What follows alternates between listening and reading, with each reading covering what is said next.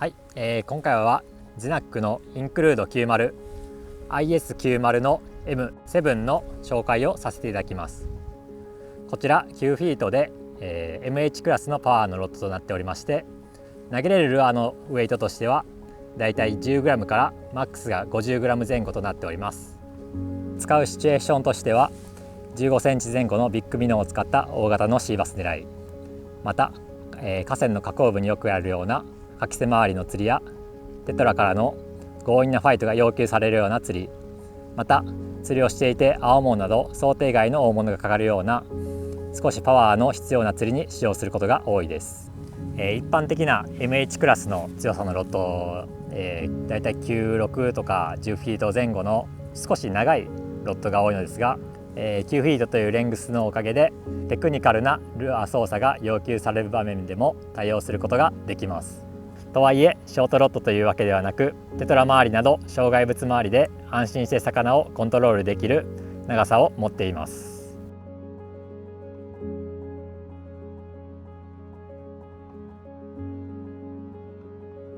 メインに使うタックルとしては4000番に P1.5 号リーダー30ポンド、こちらをメインに使用しております。シーバスをメインの時はそれでもいいのですが、青物など冬の大物がかかるような状況では P をマックス 2.5 号、リーダーを最大50ポンドから60ポンドまで上げることもあります。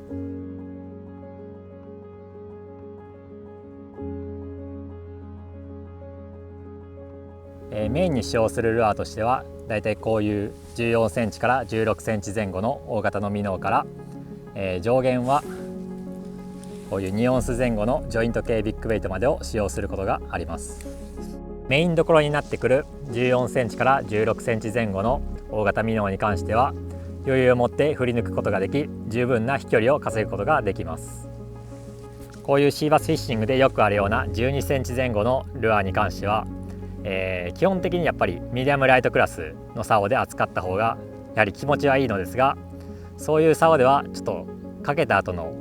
ファイトが難しいような場面、そういった場面でもこのロッドであれば十分な余裕を持って対応することができます。こういう2オンスのジョイント系ビッグベイトの使用については個人的にはベイトタックルで使うことが多いのですが、やはりベイトタックルとなりますとバックラッシュの危険性があったりだとか、ドラグがスピニングほどスムーズではないため、基本的に太い糸 P4 号以上を巻いて使用することが多いです。ですが P4 号という糸ですと風や流れなどの影響を受けることも多々あり、そういうのをなるべく軽減させたいという時はこういうスピニングタックルに P2 号などをついてジョイント系のビッグベイトを投げることがあります。普段はミノを使ったシーバスゲームをしつつ、不意に訪れる大型ベイトパターンなどの状況などにこういうジョイント系のビッグベイトを投げれるのがこの竿の強みだと思います。これからビッグベイトを始めたいけれどベイトタックルを扱うのが難しいというような方にもおすすめの一本となっております。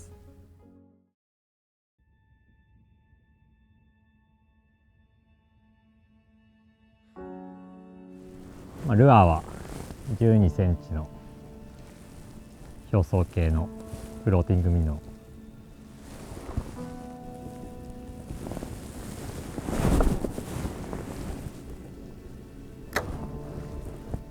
ー、12センチのフローティングミノーを使った時の飛距離なんですけど、割とこの竿自体が12センチのミノーを投げるにしてはちょっと強めな竿なんで、その分スイングスピードが上がって反発を利用して投げれるんで、ちょっと強い竿で太い糸を使ってる割には飛距離が出てる感じます。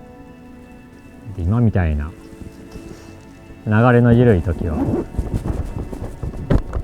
普通のミノーを流すような釣りしても反応ないことが多いんですけど、逆になんかこういう時にジョイント系のビッグベイトとか投げたら急に魚が食うみたいなこともあるんで、あえてこういう微妙なタイミングの時こそビッグベイト入れてみても面白いかもしれないです。なんでちょっとそれが気になるんで、今から19センチのジョイント系のビッグベイトげてみたいと思います。このルアー自体がウェイトが 40g ちょっとあるんですけど、全然この IS90 で振り抜けますね。飛距離も十分すぎるぐらいで出ます。やっぱり 30g から 40g ぐらいのルアーが胴にしっかりと重みが乗って投げやすいですね。普段こういうビッグベイト投げるときはベイトタックルで投げるんですけど、なんかそれよりもちょっと飛距離出て今びっくりしてます。一般的になんかジョイント系のビッグベイトってやっぱり空気抵抗が大きいんで、スピニングで投げると回転してしまってベイトタックルより飛距離が出ないっていうことが多いんですけど、飛行姿勢がいいルアーに関してはスピニングの方が飛距離は出ますね。若干流れてきた。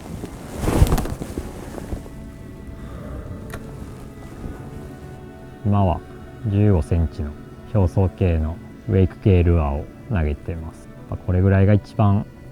この竿にとってはドンピシャで扱いやすいですね。このロッドを使うようになってから対応できるシチュエーションが増えて、釣りの幅も広がり、取れる魚の数も増えたので、ぜひ皆さんも使ってみてください。